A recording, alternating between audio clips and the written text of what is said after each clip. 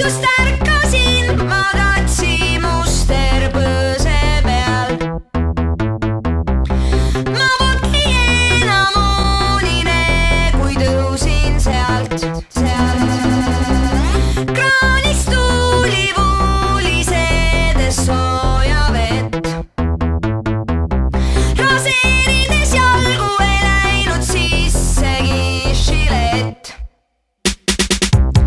Postkastist lehti polnud keegi varastanud. Ei ühtegi arvet, vaid kiiri sõbrad vanglast.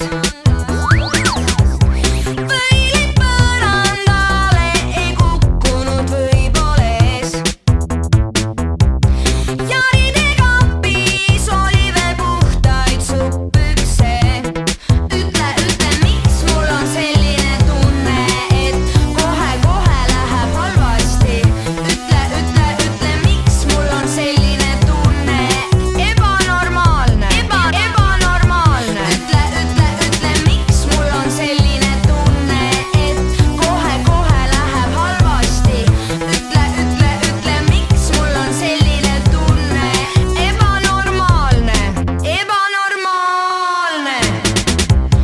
Telefonilt sain helistada välja.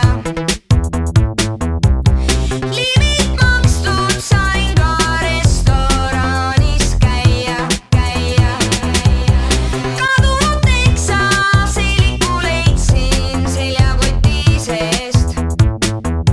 Ja seliku taskust leidsin 100-kroonise. Raha ma andsin ära, sest too mees oli koduta. Ja stuudios